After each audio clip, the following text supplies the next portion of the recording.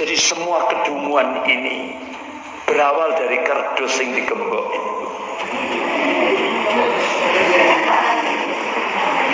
Ya. Sudah kerdus digembok pakai gembok besi itu loh Bu.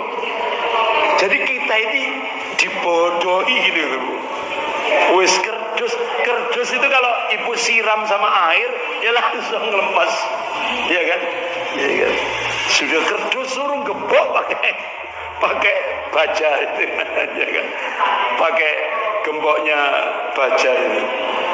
Jadi kita dibuat dungu, ya itu dibuat bodoh, ya kan? Mulai dari sini Bu. Akhirnya ibu tahu sendiri hasilnya. Coba Bu, wajah seperti ini kira-kira menang atau kalah? Kalah. Susah Bu, ini wajah susah, kalah. Berarti kemenangannya ini palsu. Akhirnya semuanya palsu, ya kan? Kemenangannya palsu, ijazahnya palsu, warungnya palsu, omongannya juga palsu. Jadi akhirnya kepalsuan. Makanya ulama kita Pak Habib Rizik Syihab menyatakan di Indonesia ini darurat kebohongan dan kezaliman. Ya, kalau bahasa kasarnya darurat kepalsuan dan kezaliman. Maka orang-orang seperti Andri ini mesti menurut saya juga ditangkap. Kenapa? Ya karena kan disebarkan provokasinya oleh mereka-mereka juga. Dia yang menerima penuh apa yang diucapkan oleh Bang Bangti, meyakini, mempercayai 100% dan dikabarkan ulang kepada masyarakat untuk menularkan ketidakpercayaan kepada pemerintah ini. Ini provokasi berbahaya ini nih. Statusnya seorang ustadz diharapkan memandu keselamatan di dunia wal akhirah. Ini malah menyesatkan, membangkitkan bukan keharmonisan masyarakat jamaah, bukan, tapi gejolak emosi, amarah, nafsu dan sebagainya keluar. Coba, ini kan sudah terbalik fungsi ustadz itu. Yang mestinya melembutkan hati masyarakat, membuat moral, etika, akhlak masyarakat menjadi baik, ini malah menjadi brutal. Gila. Ini bukan tugas ustadz kayak gitu tuh. Itu tugas iblis, tugas setan tuh. Ngangkat emosi seseorang untuk ditonjolkan di muka publik tuh. Ya akhirnya kan akibat dari ceramah-ceramah kayak gini, wah, sikap orang gak kayak orang gitu loh.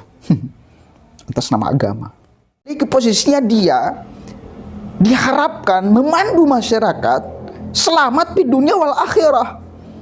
Tetapi yang keluar dari mulutnya bukan memandu keselamatan, justru memandu kesesatan.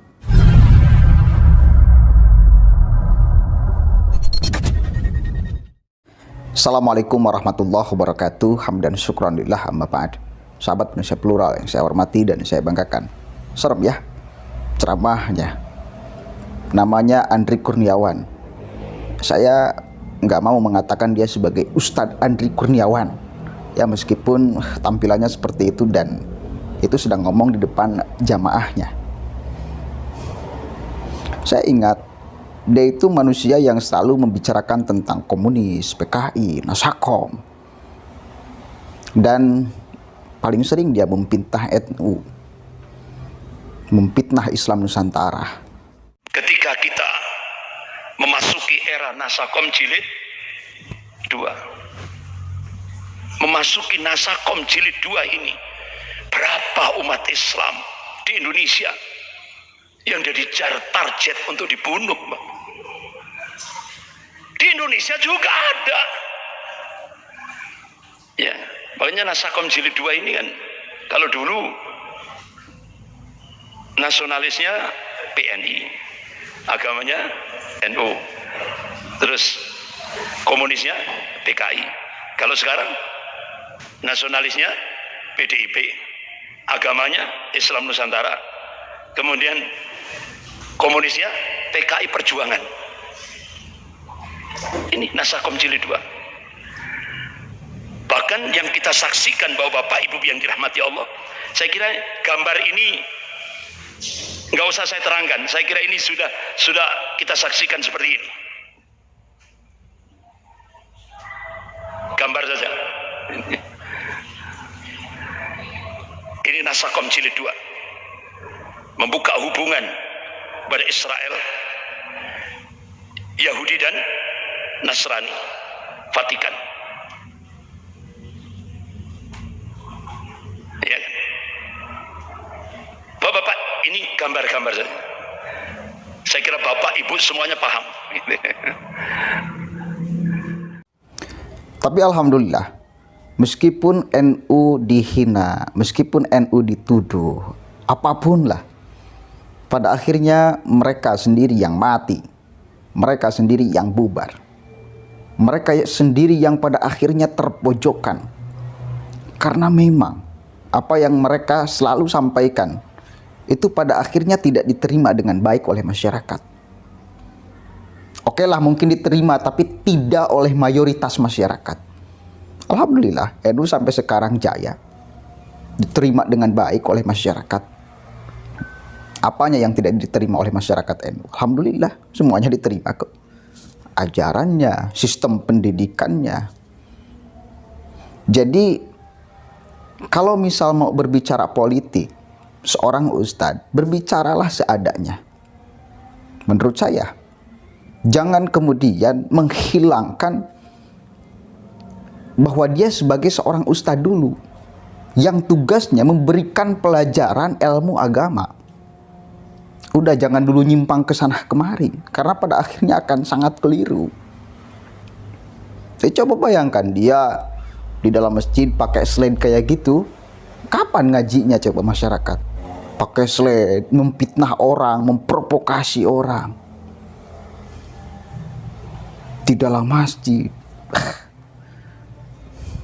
Jadi sudah sangat menyimpang dari rel yang seharusnya menurut saya. Jadi pada akhirnya fungsi ustadznya ini nggak berfungsi. Yang ada hanya ambisi politik. Yang ada hanya ambisi kekuasaan. Dan diprovokasikan lagi kepada masyarakat. Gila, diterima lagi oleh jamaah. Aneh juga saya. Coba tuh, menghina Presiden Jokowi secara fisik. Ibu-ibu ini pantas gak? Pantas gak? Ini orang-orang muka-muka susah. Dibayangkan, pantas gak gitu loh? Keluar dari mulut seseorang yang diharapkan menjadi pemandu keselamatan di dunia wal akhirah. Menghina fisik itu. Menghina fisik itu sama dengan menghina Tuhan. Kalau Anda tidak percaya, kalau Anda kemudian mengatakan bahwa penuh kebohongan dan sebagainya, ya katakan aja, nggak boleh kemudian menghina fisik. Itu udah fisik loh, ngomong dia tuh. Lah artinya apa? Secara ucapan juga salah besar. Sebagai satu kali lagi posisinya dia diharapkan memandu masyarakat selamat di dunia wal akhirah. Tetapi yang keluar dari mulutnya bukan memandu keselamatan, justru memandu kesesatan masyarakat ini. Dan dibiarkan lagi orang-orang seperti ini.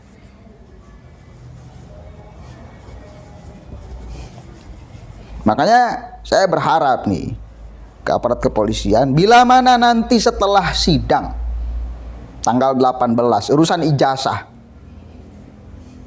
dan kemudian terbukti si Bang Tri yang salah, si Bang Tri yang menyebar fitnah, si Bang Tri yang menyebar hoax, maka orang-orang seperti Andri ini mesti menurut saya juga ditangkap. Kenapa? Ya karena kan disebarkan provokasinya oleh mereka-mereka juga.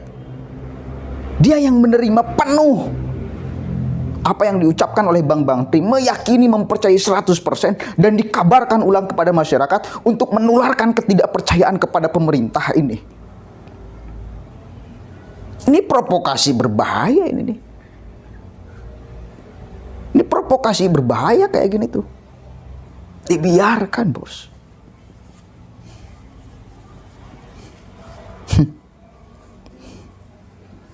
Untuk penghinaan kepada NU-nya nggak apa-apalah.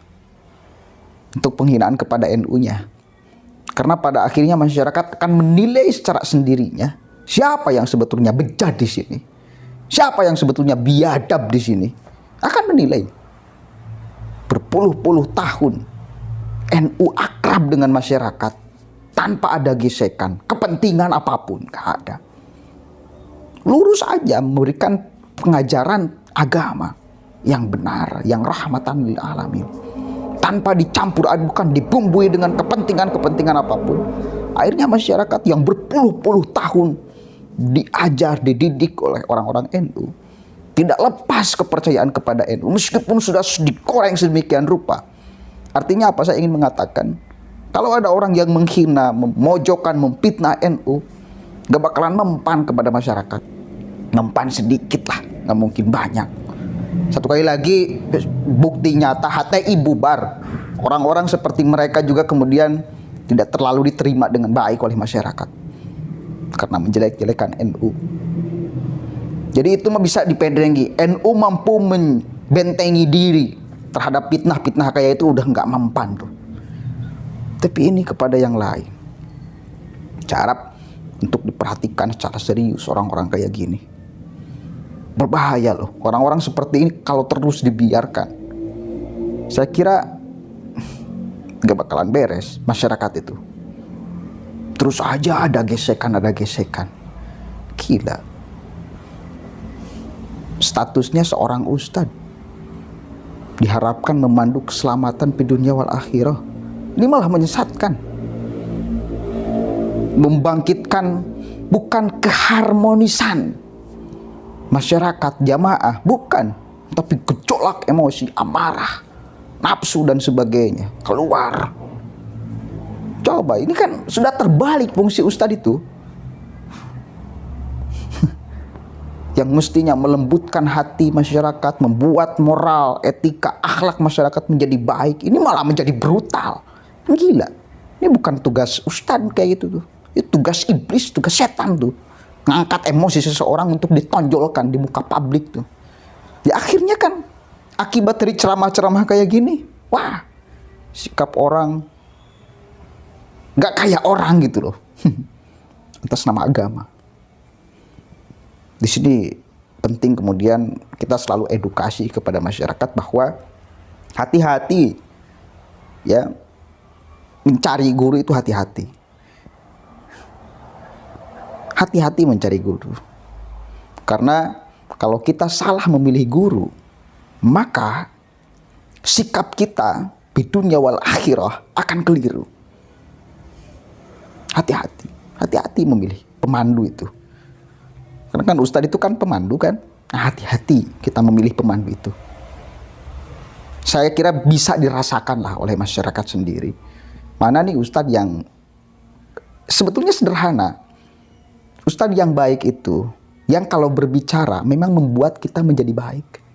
Bukan membuat kita menjadi emosi, itu aja. Saya kira pegangannya itu aja. Coba aja pikirkan kalau misal ada seorang ustadz ngomong di depan masyarakat dengan ucapan-ucapan kayak gitu. Menghina fisik seseorang. Ini masyarakat menjadi baik atau menjadi malah buruk gitu loh. Nah itu bisa ditilai kan. Sok, bisa dirasakan saya kira. Dan jangan sampai kita berbohong terhadap hati nurani kita. Kalau memang nggak sering kepada orang-orang kayak gitu, kok gini saya ceramahnya, kok gini ceramahnya, udah aja keluar, gak usah ikut pengajian saya kira. Karena pada akhirnya bukan pencerahan yang didapat, tapi penyesatan yang didapat kalau ikut-ikut pengajian kayak gitu tuh. Bukan pengajaran yang baik, tapi pengajaran yang buruk. Dan jangan ketakutan kehilangan pahala, kewajiban di dunia kemudian tidak dituntaskan sebagai orang yang mesti menuntut ilmu. Karena kalau hadir di tempat pengajian yang pada akhirnya memprovokasi, ini justru bukan malah pahala yang didapatkan, saya kira dosa yang diperoleh.